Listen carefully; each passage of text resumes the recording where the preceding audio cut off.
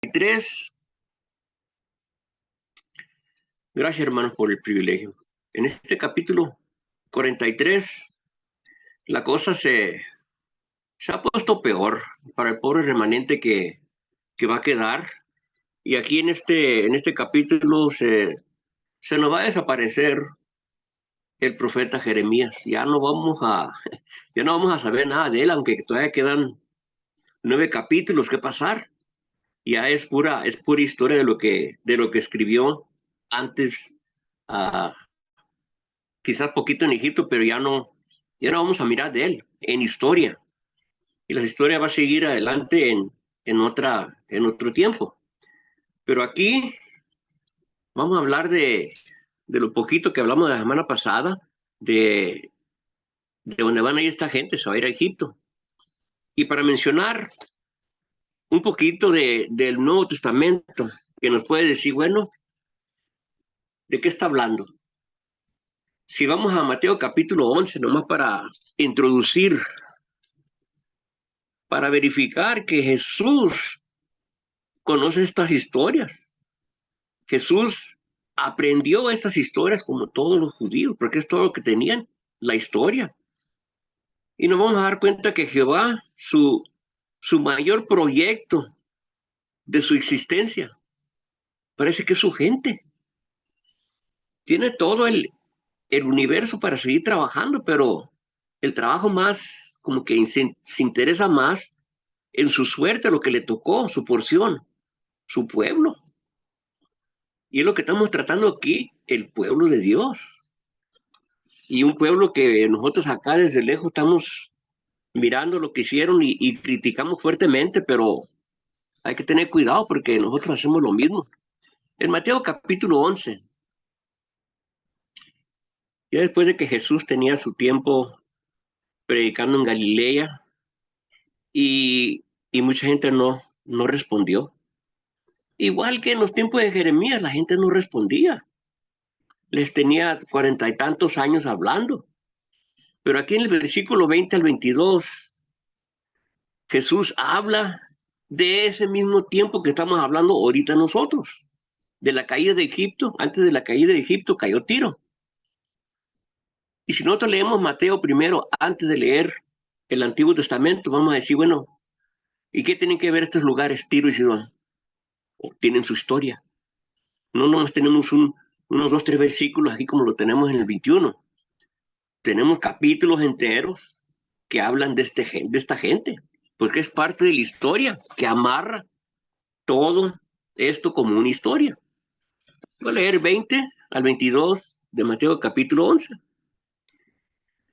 Entonces comenzó a reconvenir a las ciudades en las cuales había hecho muchos de sus milagros, porque no se habían arrepentido.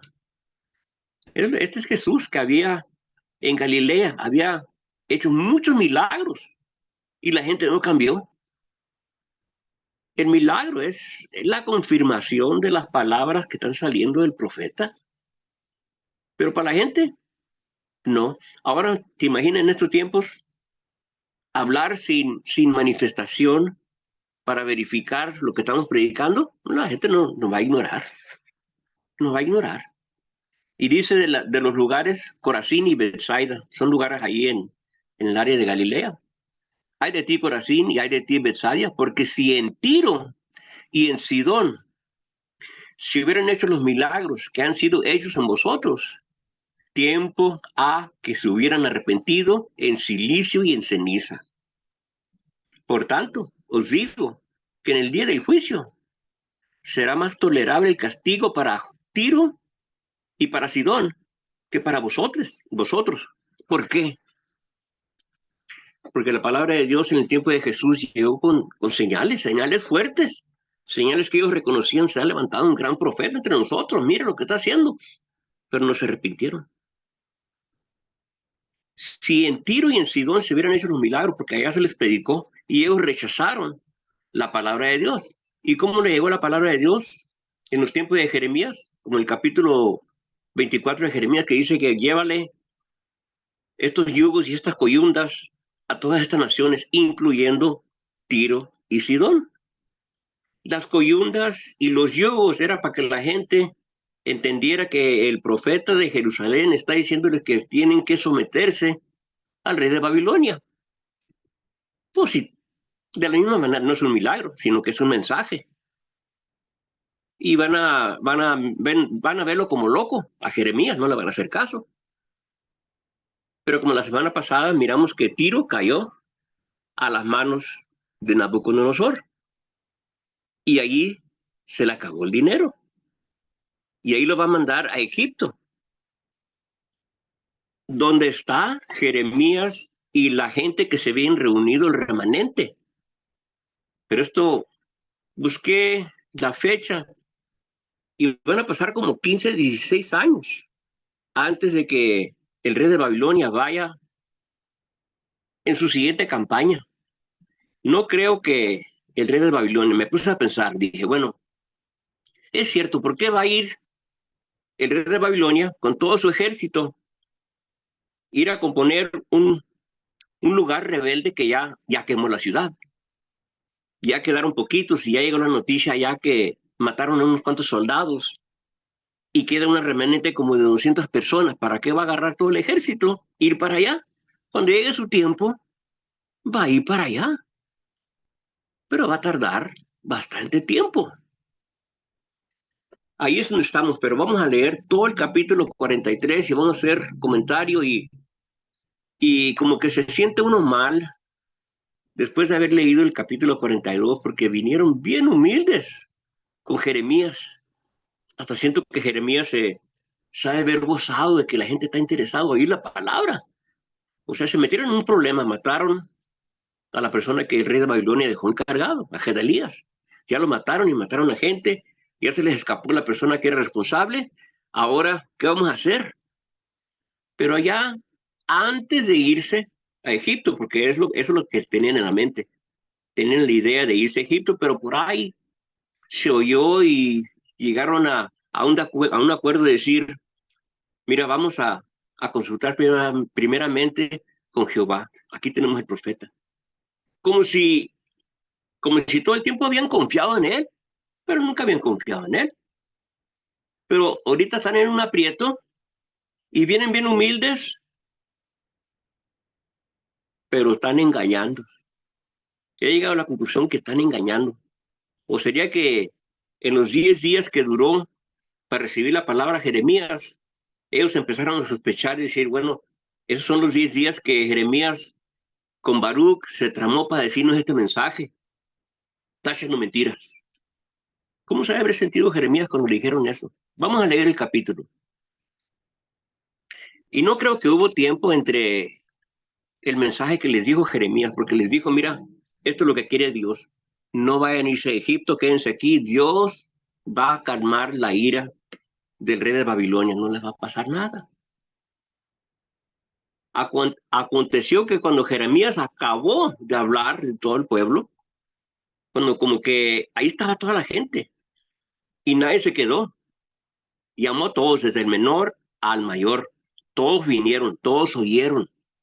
Aconteció que cuando Jeremías acabó de hablar a todo el pueblo, todas las palabras de Jehová, Dios de ellos, todas estas palabras por las cuales Jehová, Dios de ellos, les había enviado a ellos mismos, dijo Azarías, hijo de Osaías, y Joanán, hijo de Carea, y todos los varones soberbios dijeron a Jeremías, mentira dices, mentira dices. ¿No te ha enviado Jehová nuestro Dios para decir, no vayas a Egipto para morar allí? Sino que Baruch, hijo de Nerías, te ha incitado contra nosotros para entregarnos en manos de los caldeos, para matarnos y para hacernos transportar a Babilonia. No obedeció, pues, Joanán, hijo de Carea, y todos los oficiales de la gente de guerra y todo el pueblo a la voz de Jehová para quedarse en tierra de Egipto. No van a obedecer. Sino que tomó Joanán, hijo de Carea, y todos los oficiales de la gente de guerra, a todo el remanente de Judá, que se había vuelto de todas las naciones donde había sido echado para morar en tierra de Judá, a hombres, a mujeres, niños, las hijas del rey y toda la persona que ha dejado Nabuzaradán, capitán de la guardia, con Gedalias, hijo de Aicam, hijo de Safán, y al profeta Jeremías y a Baruch, hijo de Nerías. No los van a dejar ahí, se los van a llevar también. Vamos a hacer un comentario de eso porque a Jeremías le dejaron que se quedara en la tierra. Él tiene permiso de quedarse, pero esta gente no le tiene confianza. Se lo van a llevar. Es lo que estoy pensando. Claro, es mi comentario. Versículo 7. Entraron en tierra de Egipto porque no obedecieron la voz de Jehová y llegaron hasta Tafnes. Y vino palabra de Jehová a Jeremías en Tafnes, diciendo, ya, del 7 al 8. Ya pasó un tiempecito porque el viaje de Judá hasta las fronteras de Egipto, pues es un camino de quizás 2 meses, pero llegaron.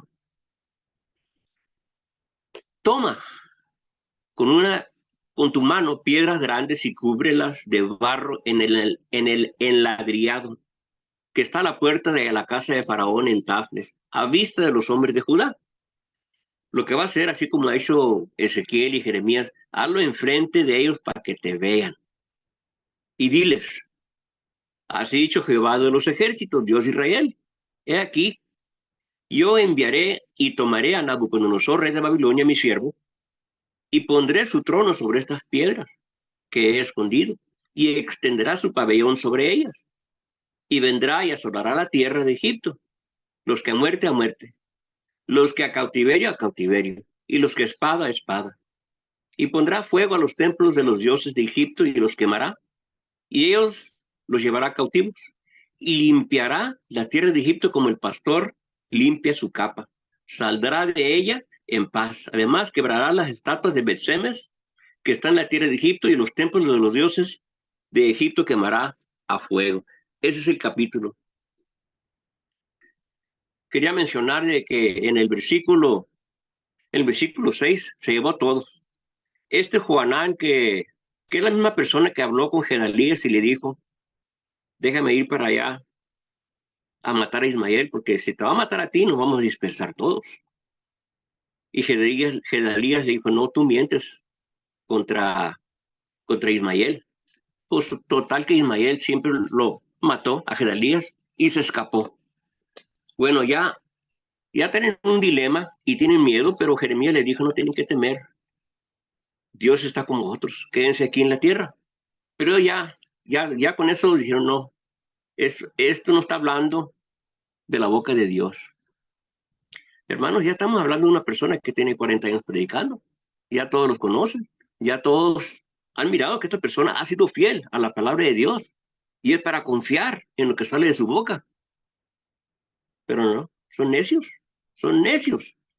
¿Y por qué no lo dejaron a Baruch y a Jeremías? Yo pienso que Jeremías prefiere quedarse ahí, incluyendo Baruch. Ya sabemos quién es Baruch, ¿verdad? Baruch es fiel. Cuando Jeremías no lo dejaban entrar al templo, Jeremías le escribió la palabra de Dios a Baruch para que Baruch fuera y siguiera haciendo el trabajo que Jeremías no podía hacer porque no lo dejaban entrar al templo. Era fiel él, pero no lo van a dejar ahí, se los van a llevar. ¿Por qué? Porque estos dos van a hablar mal de nosotros contra el rey de Babilonia.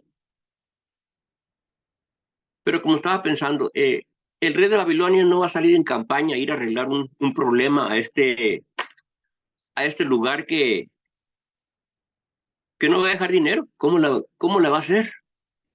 Para traer todo su ejército, ¿no? A la siguiente campaña, ahí vamos a tratar con ellos. Pues ya fuimos a Ezequiel capítulo 29 y allí es donde tengo esta fecha que no estoy muy seguro, pero pues es todo lo que tengo, la fecha en el capítulo 29. Aquí tenemos en el versículo 17 de Ezequiel capítulo 29. Le traigan la palabra a Ezequiel que está allá en Babilonia. Y Dios le va a informar, así como le ha estado informando de todo lo que está haciendo, todo el movimiento del rey de Babilonia, cuando está allí, cuando no está allí, dónde anda, qué es lo que está haciendo, dónde va, qué es lo que ha hecho. Se lo está informando todo Ezequiel. Y Ezequiel le está informando eso a la gente del cautiverio. Y le dice, y aconteció que en el año 27,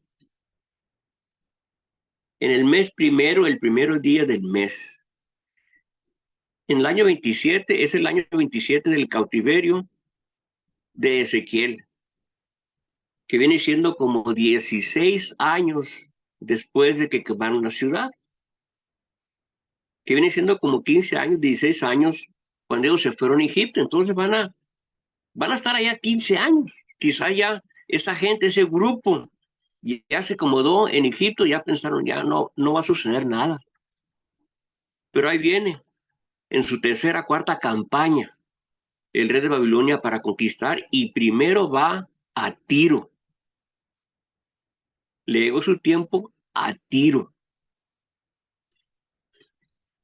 Nomás voy a leer el versículo 18 y luego voy a brincar para allá, para Isaías, porque desde allá Dios le dijo en visión a Isaías, a Tiro también lo va a castigar. Jeremías tiene poquito que habla de Tiro. Ezequiel tiene capítulos enteros de Tiro. Era una gran ciudad. Está abajito de Sidón. Como que cuando mencionan a Tiro, mencionan a Sidón también, porque son grandes puertos. Esos puertos son la riqueza de Egipto. Así que cuando va a caer Tiro, Egipto se va a dar cuenta, porque Egipto lleva toda su mercancía allí, a esa costa, y de ahí se desparrama. Es la riqueza de Egipto. Así es que ellos se van a dar cuenta. Versículo 18 del capítulo 29. Hijo de hombre, Nabucodonosor, rey de Babilonia, hizo su ejército prestar un arduo servicio contra Tiro. Toda cabeza ha quedado calva y toda espalda desollada, y ni para él ni para el ejército hubo paga de Tiro por el servicio que prestó contra ella. Dígame que cuando conquistaban a la gente, los marcaban. ¿Cómo los marcaban? Pues los rapaban, les cortaban el cabello. No sé si el versículo 18 ahí en medio, cuando dice toda espalda está desollada, quizás los castigaban y les dejaban marcas, no sé. No entiendo bien esa situación, pero ya está, ya ha acabado de ser conquistado Tiro. Por tanto, versículo 19, así ha dicho Jehová el Señor, he aquí que yo doy a Nabucodonosor, rey de Babilonia, la tierra de Egipto. Y él tomará sus riquezas y recogerá sus despojos y arrebatarán botín y habrá paga para su ejército. De allí lo va a mandar a Egipto. 16 años después de que se llevaron a Jeremías y a Baruch para allá. Ya quizás se han olvidado, pero cuando el rey de Babilonia llega a Tiro, todos se van a dar cuenta. Egipto se va a dar cuenta. Ya no podemos salir para allá. Ya se acabó ese puerto. Ahora quisiera que fuéramos 100 años atrás, a Isaías capítulo 23. Y nomás voy a leer el versículo 1 y 2 y luego los últimos dos versículos de lo que es Tiro. Es la información de Isaías 100 años 120 años antes de que cayera Jerusalén. Y lo voy a acomodar porque al fin de este capítulo, después de que habla de Tiro, es decir, a fin de los 70 años, yo voy a ser misericordioso con Tiro. Y eso no es su gente, no es su gente. Y uno pues se provoca a decir, bueno, ¿dónde está el principio de esa gente? ¿Quién es esa gente de Tiro? ¿Por qué está viviendo ahí, en la tierra de Israel? Porque está viviendo entre las tribus de Israel, pero ellos no son de Israel, como una gente apartada. Y miramos desde allá lejos, allá en la segunda de Samuel, que David tenía amistad con el rey de Tiro y lo dejó que se quedara allí. Y el rey de Tiro le hizo una casa a David y se le van bien porque reconocían, este hombre es grande, su Dios es grande. Y desde allí hasta acá, Tiro ha engrandecido porque ahí está, le dejaron una oportunidad de vivir entre los escogidos de Dios y prosperó, pero fornicó. Y no digo que fornicación, como nosotros pensamos, como adulterio, ni nada de eso, sino que recibía a todos los dioses y él también adoraba a todos los dioses. Nomás vamos a leer el versículo 1 y 2 del capítulo 23 y luego los últimos dos versículos. Tiempo de Isaías está hablando de allá. Allá en el futuro va a suceder esto. Jeremías le tocó estar vivo en el tiempo cuando él le dijo, ya llegó el tiempo.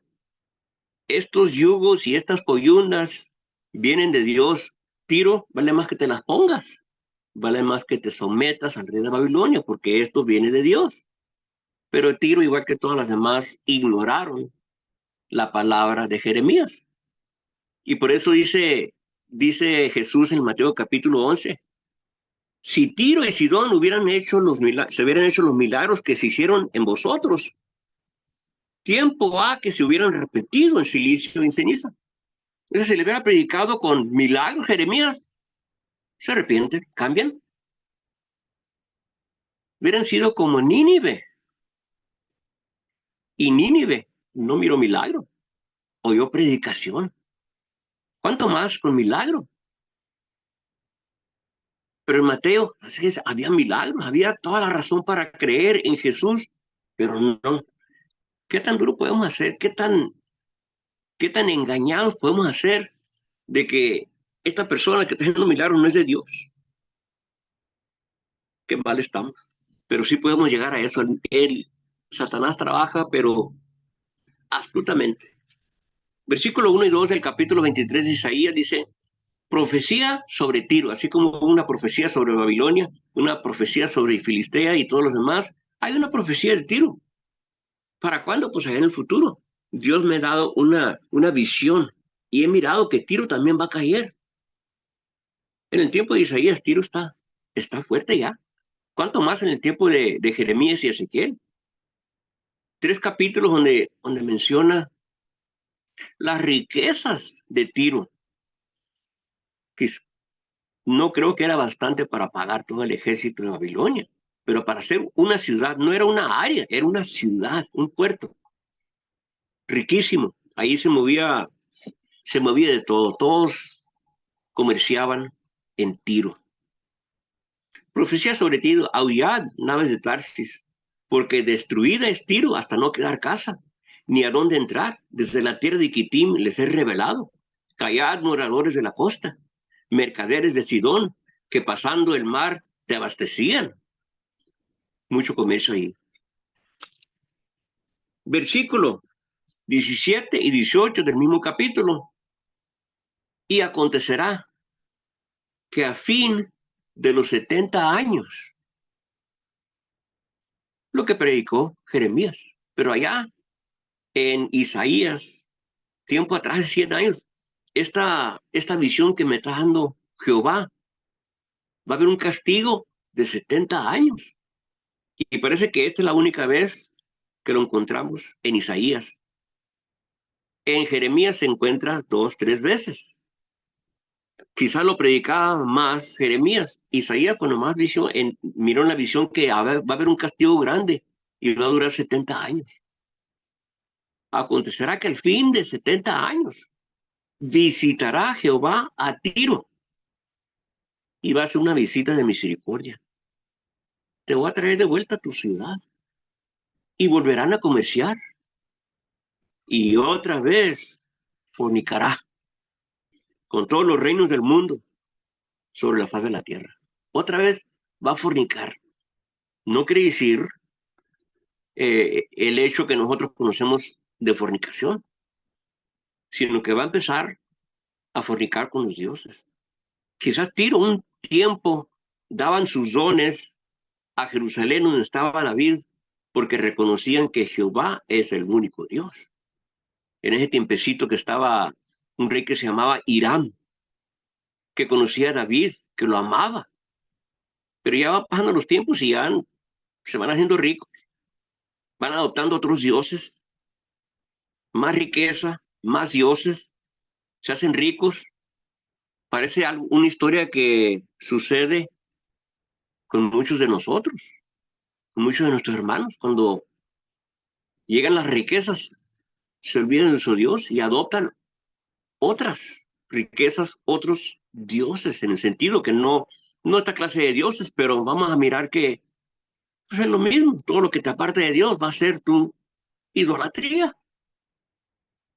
nomás como símbolo, para que vayamos sentando base de cómo trabaja la idolatría, porque nosotros no creemos que somos idólatras, pero sí amamos el mundo bastante que nos aparta de Dios.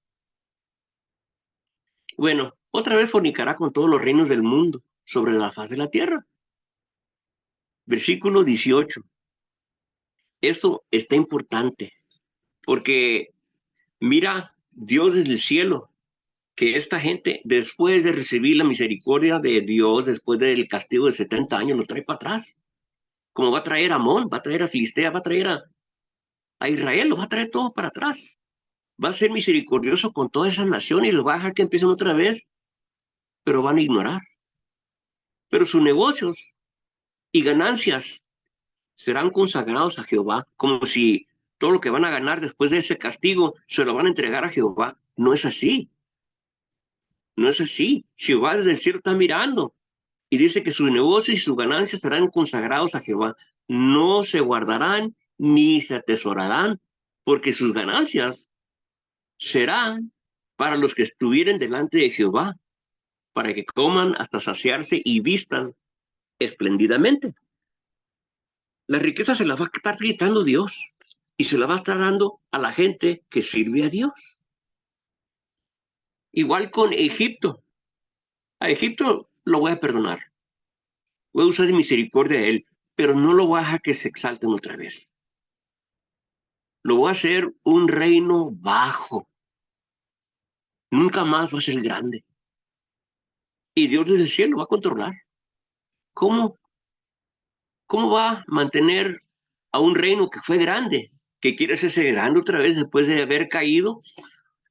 ¿Cómo lo va a detener Dios? Son cosas tan fáciles para Dios. Nomás tiene que decirle a sus ángeles, a esta área no le des mucha agua, deja que se mantengan, pero no le des mucha agua. Y cuando llegue la enfermedad, no lo sanes. Ahí que se la busquen ellos, a ver. Y pues les echa a perder todo lo que tienen. O si no, una lluvia en el tiempo de la cosecha, echa a perder todo. Para fácil, Dios está armado con cosas para destruir o para edificar. Egipto va a caer, pero no se va a levantar. No se va a levantar como una fuerza grande, como era, pero va a levantarlo, va a ser misericordioso para ver si se acercan a Dios. Entre todo esto, Babilonia se va a desaparecer. Dios no va a tener misericordia con Babilonia, va a acabar con ellos.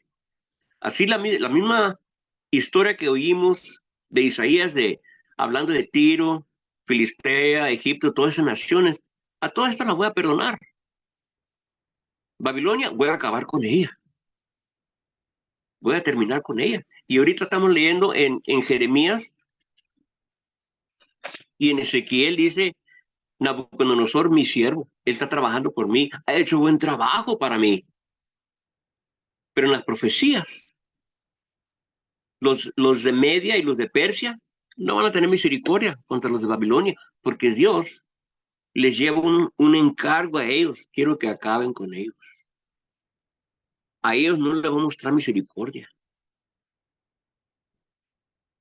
Nosotros sabemos por qué. Porque Babilonia se exaltó a creerse como Dios. Egipto llegó a decir, el río Nilo es mío, yo lo hice. Y Dios está mirando todo eso, está oyendo todo eso.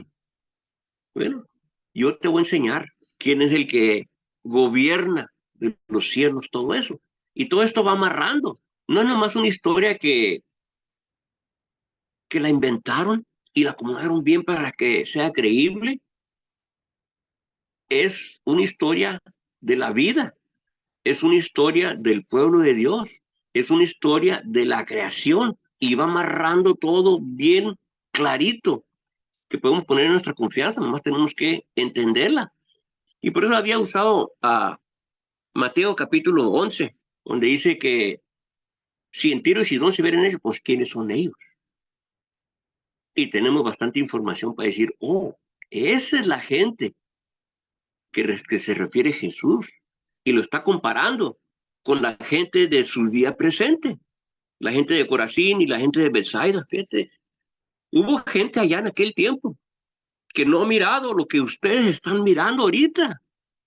Los cojos andan, los ciegos ven, los sordos hablan, y nomás uno se pone a pensar, bueno, ¿por qué no? ¿Por qué no le llama la atención la venida de Jesús? Es algo maravilloso que ha sucedido. Bueno, aquí estamos en el 43.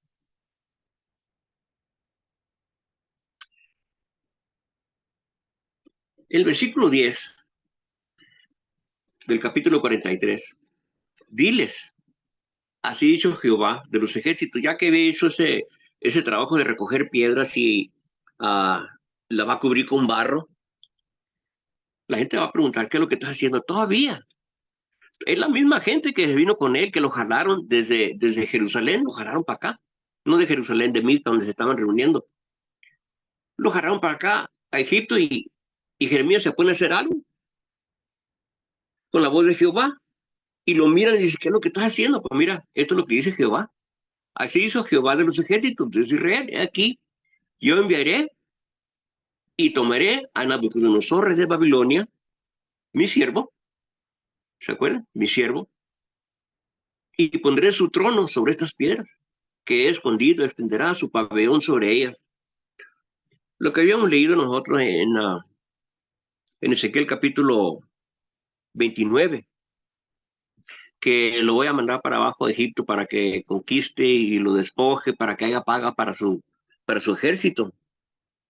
Si leemos los 3 capítulos que están en Ezequiel, que hablan de Tiro, de Sidón y de Egipto, va a destruir a todo lo que queda del norte de África, lo que viene siendo Libia, Etiopía, todos los aliados con Egipto. En esa campaña van a acabar con todo eso, van a dominarlos y nunca más se van a levantar como, como poderosos reinos en en el tiempo de Jeremías. Ya no se van a levantar. Van a pasar los 70 años y todo esto queda como una profecía. Cuando Jeremías está haciendo este movimiento de las piedras, van a pasar 15 años, ya va a haber confianza. Pero cuando venga aquella persona, no viene directamente a Israel a arreglar ese problemita con las 200 personas que quedaron, con los 10, 20 soldados que mataron de los caldeos. Es parte es parte de la rebeldía de la gente que no quiere someterse al rey de Babilonia. ¿Y qué tantas veces no le dijo Jeremías a la gente, a los países, mira, esto viene de Jehová, y si no lo hacen, van a ser destruidos? Pero Dios va a tener misericordia con ustedes para que ustedes entiendan que Él es el Jehová, que Él es el único soberano Dios de toda la tierra. Eso se va a lograr, pero aquí Jeremías está batallando para agarrar gente que le, que le haga caso de las cosas que van a suceder. Antes de, antes de cerrar, quisiera que fuéramos a la segunda de Crónicas, capítulo 26, 36. Pero este ya se escribió después con material acumulado, así como van acumulando las crónicas de tal rey, ahí se van acumulando y la guardas. Sigue el siguiente rey, ¿qué es lo que hizo? Se va acumulando y ya acumulan todo y la ponen en la primera y la segunda de crónicas. Y allí la primera de crónicas empieza con Adán y se va hasta el tiempo de Sedequías en las crónicas. Si queremos leer toda la historia, ahí está, en la primera y la segunda de Crónicas, pero se concentra más en los reyes. Pero en la segunda de Crónicas, capítulo 36, versículo 20, como una conclusión de todo lo que ha sucedido, de lo cual Jeremías le tocó estar allí. Versículo 15 al versículo 20, como ya el capítulo 36 de las crónicas es una acumulación y es donde se acaba el libro de las crónicas porque no es que se acabó la vida de Jeremías, es que se acabó Jerusalén, se terminó el pueblo de Dios, el poder de esa gente se acabó. Ya cuando vuelvan ya no van a ser grandes, van a ser siervos de otros países, Medio Persia, Grecia, Roma, van a ser siervos. Por eso cuando llegó Jesús y cuando llegó Juan hablando del arrepentido porque se ha acercado el reino de Dios, esto es lo que estábamos esperando, que Dios nos salve de todo esto, que vuelvamos a ser la nación grande que fuimos en los tiempos de David y Salomón. No era eso. Pero podemos entender por qué ellos están pensando de esa manera. Pero tenemos que leer todo esto para poder agarrar una idea. Oh, cuando llegó Jesús y cuando llegó a Juan, luego lo reconocieron, la gente dijo, este es el que estábamos esperando. Este es el profeta que iba a llegar al mundo. Es que tienen toda esta información y se les está leyendo. Equivocadamente estaba la interpretación, pero estaban cerca y estaban esperando algo.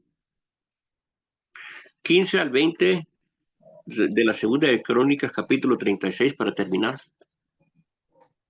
Y Jehová, el Dios de sus padres, envió constantemente palabra a ellos por medio de sus mensajeros, del cual Jeremías, Isaías, Oseas, todos esos profetas están incluidos aquí, porque él tenía misericordia de su pueblo y de su habitación. Mas ellos hacían escarnio de los mensajeros de Dios y menospreciaban sus palabras, burlándose de sus profetas, hasta que subió la ira de Jehová contra su pueblo y no hubo ya remedio.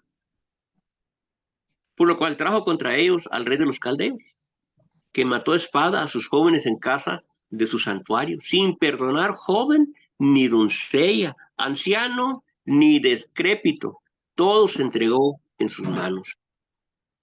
Asimismo, todos los utensilios de la casa de Dios, grandes y chicos, los tesoros de la casa de Jehová y los tesoros de la casa del rey y de sus príncipes, todo lo llevó a Babilonia. Y quemaron la casa de Dios, ahí estaba Jeremías, y rompieron el muro de Jerusalén y consumieron a fuego todos sus palacios, destruyeron todos sus objetos deseables. Los que escaparon de la espada fueron llevados cautivos a Babilonia y fueron siervos de él y de sus hijos hasta que vino el reino de los persas, para que se cumpliese la palabra de Jehová por boca de Jeremías, hasta que la tierra hubo gozado de reposo, porque todo el tiempo de su asolamiento reposó, hasta que los 70 años fueron cumplidos. Esta persona acumuló toda esta información, no sabemos quién es, quizás uno de los escribas de esos tiempos, pero se acumuló toda esta información y ahí lo tenemos en las crónicas. Y ellos mismos dicen, es que nosotros fuimos rebeldes contra nuestro Dios, pero esa información está escrito para que nosotros la leamos y miremos toda esa historia, para cómo llegamos nosotros al tiempo de Jesús. ¿Quién es esa persona? ¿De dónde viene? Es una historia bastante larga que tenemos que invertir tiempo para conocerla bien. Ahí voy a terminar por hoy y seguiremos en el 44 la semana que entra si Dios nos da vida.